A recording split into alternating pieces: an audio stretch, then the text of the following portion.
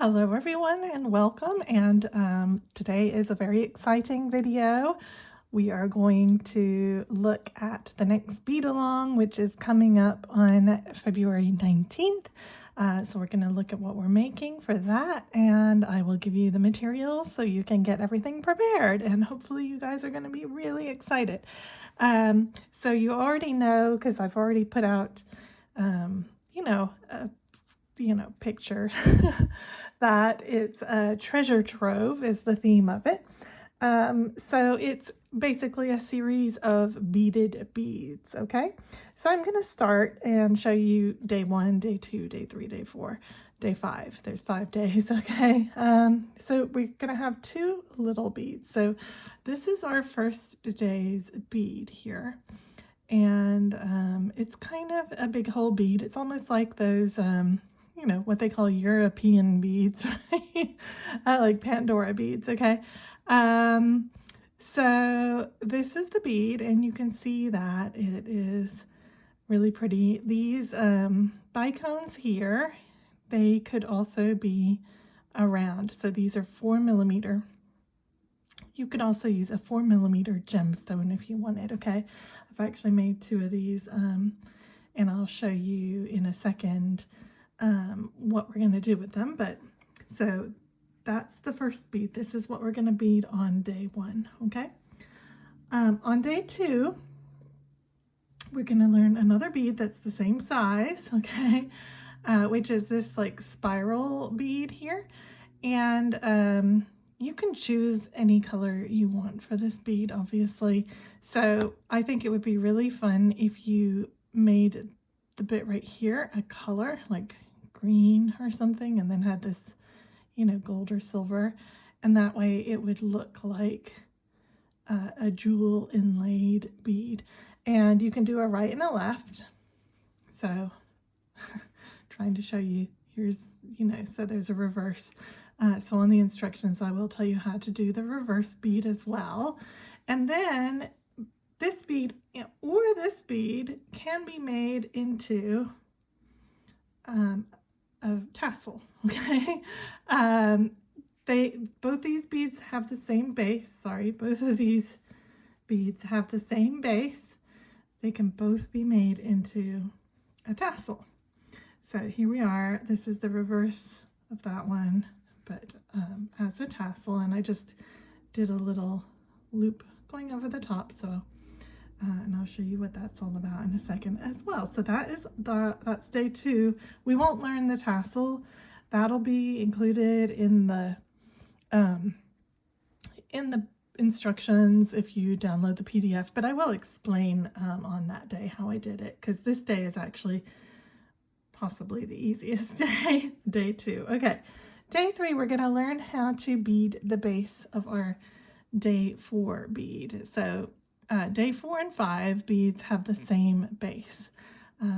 So this is our day 4. So day 3, we will learn the base for day 3 and 4. So this is our day 4 bead. So you can see it is like flat on one side, and then it is domed on the other side. This one I'm calling the Solitaire bead because it has 1 stone. This is a 6mm. You can use either a bicone shape or a round. So here I have a fluorite. Here I have just a crystal bicone. Okay, so and this is what it looks like. So it's really intricate. Looks kind of like a treasure chest piece. I think you could make this into a ring if you wanted to. I need to experiment with that because it would basically involve not completing the entire back of the or inside of the bead, just kind of doing the front, but then making the rest of it to fit your finger. But I think it'll be possible. So whether I have time to experiment with that, I don't know. The instructions are really complicated because you can see how complex this is. This bead also uses a 3mm bead. So the 6mm in the middle, and then the 3mm bead. Here I've used pearls, and here I've used bicones. So again, it doesn't matter the shape as long as it's 3 millimeters, okay? So this is our solitaire bead, okay? And then our day 5 bead is the most complex of all. And this is it. So it's the same size. Remember, it has the same base as our day 4. And the fun thing about this bead is that it does have 3 holes, and you'll see why in a second. Okay, so this one uses 4 millimeter beads here. I still need to try making one with bicones. I'm sure it will work. This is I think a 3 millimeter. Let me just check. Yeah, that's a 3 millimeter crystal right there in the middle. So basically you're gonna need 3, 4, and 6 millimeter beads in your choosings. And I have been using, as you can see, like gold and silver and other colors. So here I did a different base color than I did on these 2 beads. The base color shows a little bit through the beadwork, but it doesn't show a lot. Oh, I don't like this bit right here. I'm probably going to change this area right here because I'm not entirely pleased with that. I might just change it to 1 less bead right here, but we'll figure it out. Anyway, so this one I'm calling the butterfly bead for obvious reasons. Kind of looks like a butterfly shape. Okay, so we got this one is called the small jeweled bead.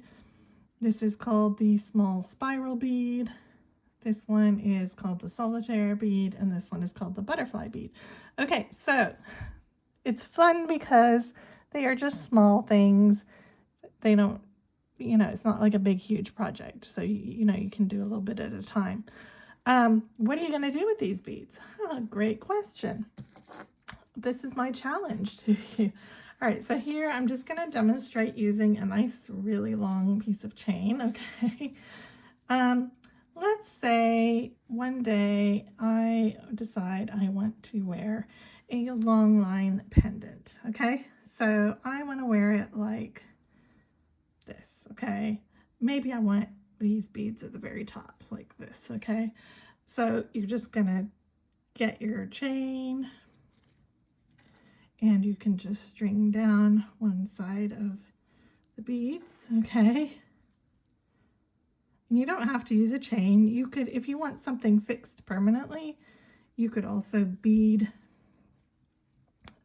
a structure to go on it, and I will talk more about that in the Beadalong itself. Okay, and then maybe, yeah, I want to put this at the bottom, okay, so I'm going to go through here, and then I'm going to go back up the other side, all right, and this is going to be my pendant for today. I've got a 36-inch necklace, and the nice thing about the beads is you can be conscious of what beads you're choosing. So maybe you want it to represent something to you.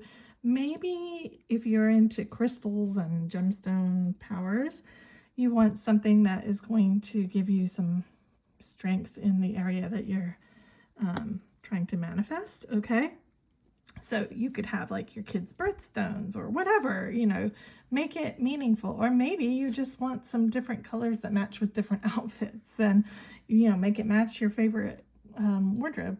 Okay, so here we go. Here is my pendant today. Okay, so there we are. Really nice, nice long pendant, and it will just hang like that. And then maybe the next day I don't want that anymore. Okay. I want something else. So let me detangle all of this. Maybe the next day I want a short necklace, and I've just got my my clasp stuck. Hang on. Okay, we're good.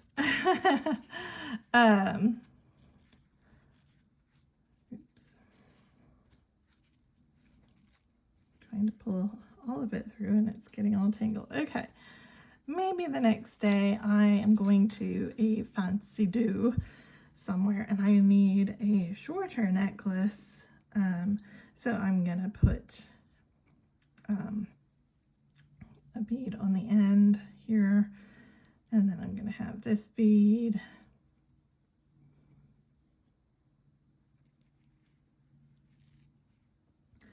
Maybe I want a spiral bead then. And then maybe I want my butterfly bead next. So this is what's so fun about it. You can make it a bracelet. You can make it a necklace. You can make it, I don't have another spiral bead to put, I'll just put this one just to give you guys an idea. Okay. And okay. So here we go. And now if you had one more bead on the end, now you've got a totally different look. Okay. So you guys get the idea here.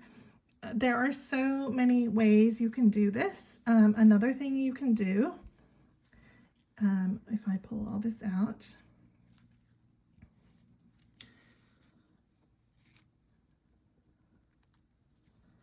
is, okay, I'm not going to do the chains, okay? You can put the chain like this, so it's going like in through the top, crisscross, crisscross, crisscross, crisscross, crisscross, okay? Or maybe just even one. You could have it go through here, under, and go back, okay? So you could just have one bead vertically, like this. If you didn't want that even, you could make a little drop that just hangs off of a bead and string your bead through up here. Maybe, you know, you could have, if you have a crystal drop or something, bead a little loop down, have your little crystal drop right here. Okay, could even put that there. Okay. Another option, if you wanted earrings, you could put some little chain with a couple drops, different lengths, and then string through the top. Got an earring. Okay, so there are tons and tons and tons of possibilities with these things, which is what is so fun. And then changing, obviously, changing your color scheme. Excuse me. And then obviously you can also change your color scheme. You can, you know, you could put fringes all the way along in between beads like this, and then have, you know, bead on top, and then a chain going through the bottom, running along the bottom with fringes. Okay. So anyway, hopefully you guys see the possibilities here, and I hope that you are excited about this, because these are really, really fun. Like, I know it's a little bit of a weird bead along, but I'm just trying to show you guys different things all the time. That's like my way of working. Okay, so what are the beads that I have used here? You're gonna need some 15-0s. So I've been using Miyuki 1052 in gold, which is the gold. And I have also, which is what I used for my tassels. That's actually the only place I've used that one. I have been using Toho beads, the Permafinish 558, which is the galvanized aluminum. I really love the Toho color and the finish on these, so that's what I have been using. I just ordered some more actually. So you'll need some 15-0s and some 8-0s. Okay, so the 8-0s are scattered around throughout all of the beads. You will find them. Okay, and then I have been using some 11-0s. I've got gold. I'm using this galvanized brown color, 1088. I have done some with a little bit of black, 401, okay. Let me show you the back again. Yeah, so here I did a gold base with the black in between. Here I did a brown base with the gold in between. So you can kind of even use, I didn't use the bronze 457 because I didn't have enough. But anyway, I think that using different metallics together, mixed metallics, is going to make this the most fun and wearable and variable look, okay? Think about if you want to make some colored spiral beads, you know, think about what color you might want those to be. But that's it. You just need seed beads. You need your 6mm, your 4mm, your 3mm, okay? That's it. So most beaders were going to have all of this stuff, right? And yes, there will be a PDF for download that has all the beads, all 5 days covered. It is not ready yet. I am still working on it, but I will link it below each video each day. So, I mean, I'd love to know, are you guys excited about this? Hopefully you are. I just think there are so many different ways to put these beads together, and I can't wait to see how you guys do it. You can bead something like a 4-round herringbone would work. The twisted 3 herringbone would work. Twisted 2 herringbone even. So there are possibly maybe a 15-0 craw might work. These holes, they do kind of get squished, so you can just open them up.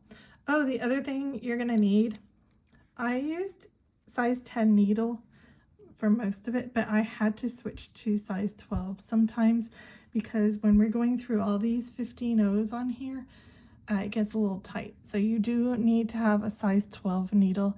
And the thread I have been using is KO, and there is a reason that I'm recommending a nylon thread, which is it does have a little bit of stretch. Now, if you're not using that, if you are a Fireline do or die, okay, you're gonna want 4-pound Fireline, the thinnest one that you can get, okay. But otherwise, I recommend something like KO, just because it does have that little bit of stretch, which I find really helps get the tension right with these beads. Okay, you guys, that's it for now. I will see you on the 19th for day 1, where we will be making our jeweled bead. Okay? All right, take care. Bye.